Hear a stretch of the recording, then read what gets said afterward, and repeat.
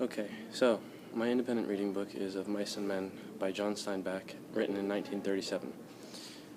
The genre is a novella, which is the Italian word for new, and a novella is pretty much just it's a little longer than a short story, but then again, not quite as big as a novel, so it's kind of an in-between, and that was a new type of writing during that time in the 1930s.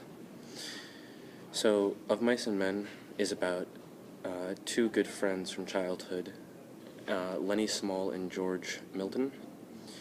They're both migrant workers, and in the story their travel starts with them getting off of a bus. They're trying to go to a California farm to find work, working as migrant workers. So the first scene is them sitting at a pool or a pond, and they camp out overnight, planning in the morning to go to the farm for their first day of work. Lenny, who is the bigger guy with simple, rounded features, we can tell through the book, has a mild mental disability.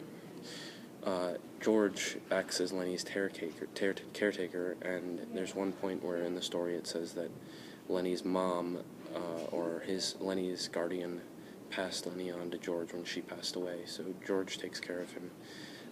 The next day, so they go to the farm, before they go to the farm, there's a main scene where Lenny is found keeping a mouse in his pocket. And the mouse is dead, but Lenny tries to pet it, and he enjoys animals, and he always tells George that he wants a dog he really would wish he could have a dog, but George won't let him because it's too big a responsibility for Lenny, who kills animals easily. So later in the story, when they're going through, there's other events at the farm. Lenny is keeping a puppy, and he kills him, and at one point, one of the other workers, Curly, his wife, tries to console Lenny, but he accidentally grabs her when she's doing this, and she lurches back and screams. But Lenny tries to quiet her down, and he accidentally breaks her neck. So because of this situation, Lenny flees, and he runs to the pond where the original story started out. And what takes place there is that George finds him. They hear a mob coming in the background, a lynch mob, and and George starts talking about their dream of owning a farm by themselves, and he shoots Lenny in the back of the head to kill him, put him out of his misery, before the lynch mob gets him. So my first question revolves around psychoanalytical criticism, and so that question is, are there prominent words in the book that could have a different or hidden message? So I kind of started with the title of Mice and Men, and that kind of revolves around the idea of the men, like Lenny, being mentally challenged, and it's all about mice and relationships between the men, and how responsible he is. It's obviously a really difficult book to get into and kind of analyze with the symbolism necessarily, but the mouse was definitely a reoccurring image as it came up a few times, and it was just the relationship between Lenny and the mouse. And the quote that I chose goes like this. It says, it's just a couple of lines. It says, "Well, we ain't got any," George exploded. "Whatever we ain't got, that's what you want."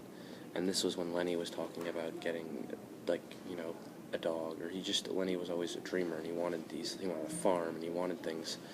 And George kind of told him that sometimes in life you just can't have everything that you want, and that kind of revolves around how during this time, I'm going to talk about this a little later, how the world wants with mentally challenged people is different than what it can be, and I think George is kind of mad about that because Lenny isn't really accepted in the world, and he has to take care of him.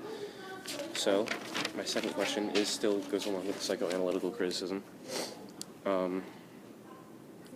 and so that question is, what does the work suggest about the psychoanalytical being of the author? So with John Steinbeck, I didn't want to research him because I kind of wanted to discover on my own and think about what his life would have been like during this time, but the fact that John Steinbeck would write a story about a pretty average guy with taking care of a mentally challenged man. It's not just a story that you can make up necessarily. I don't think, but I was wondering if John Steinbeck possibly had a past with someone close to him that was mentally challenged that he felt he had to take care of, or felt that that person wasn't accepted in the world, and maybe a story that he made up so he could wish that these people would be accepted, but in the end, we can tell that it doesn't work out in the 1930s. So the quote I chose for that is, "Guys like us that work on ranches are the loneliest guys in the world. They got no family. They don't belong no place. With us, it ain't like that. We got a future. We got somebody to talk to that gives a damn about us. We don't have to sit in no bar room blowing in our jack just because we got no place else to go. If them other guys gets in jail, they can rot for all anybody gives a damn, but not us."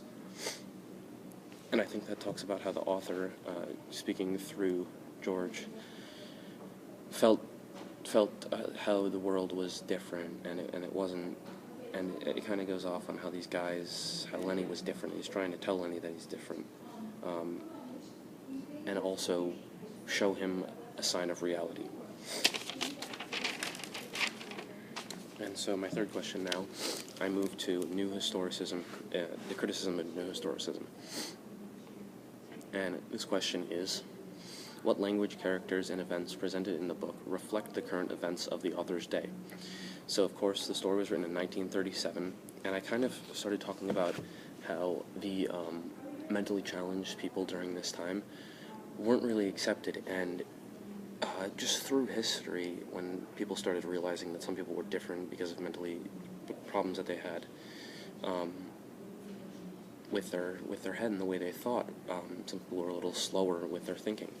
And during this time, from the 1800s to 1900s, kind of late 1900s, a big thing that was popular was insane asylums, where they would throw all of these people in, and if someone was born that way, their parents would give them up into an insane asylum, and that's where they would stay, that's where they'd be taken care of, and kind of put out of harm's way.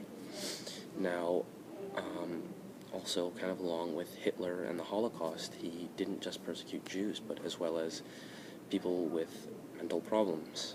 So, what I kind of talked about with this a little more is that maybe the author, John Steinbeck, through the book was trying to make up a world where these people could be accepted back into the families and not have to live in the asylums. But I think through writing of the book and in the end of the book, he realized that wasn't a realistic wish.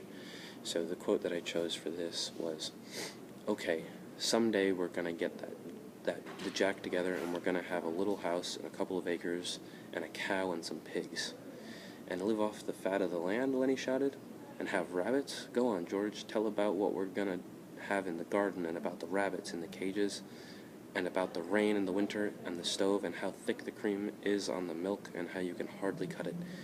Tell about that, George. Why ain't you do it yourself? You know all of it. No, you tell it. It ain't the same if I'm telling it. Go on, George. How I tend to the rabbits." And this was a story that George told Lenny almost every night when he was taking care of him. It kind of calmed him down, and it was just a dream that the two of them had together. And I kind of, it's almost a utopia for the two men, because they can't live this life, and mentally challenged people can't be accepted. So it's a parallel here where there's a dream world where we want to accept them during this time in the 1930s, but they just can't. It doesn't work with society during that time. So my fourth and final question is also revolving around New Historicism. And the question is, does the work's presentation support or condemn the event? So I believe that the author, John Steinbeck, condemned the fact that Lenny could possibly live in the real world with his family or friends, and how that doesn't really work with society in the 1930s. Again, now, today, we've changed a little more, and now these people aren't in asylums, and we are able to work around them, and there's special classes in school where they can fit in and they can live through life. kind of with us, and we combine them with our lives. And so the quote that I chose for this one is, "A water snake glided smoothly upon the pool, twisting its periscope head from side to side, and it swam the length of the pool, and came to the legs of a motionless heron that stood in the shallows. A silent head and beak lanced down and plucked it out by the head, and the beak swallowed the little snake, while its tail waved frantically." So here, what I used that quote for was to describe I use the symbolism of the water snake as Lenny and other people with mild or even severe mental issues, and I related that to them swimming in a pond, trying to fit into society, the pond, but then a heron, such as like the mob lynch, just something happens where Lenny he kills the animals and he ends up killing a human. There were signs ahead of when he was killing the mouse, he killed the puppy, and he ended up killing Curly's wife. He just won't fit into society, and he can't be accepted. So there we go.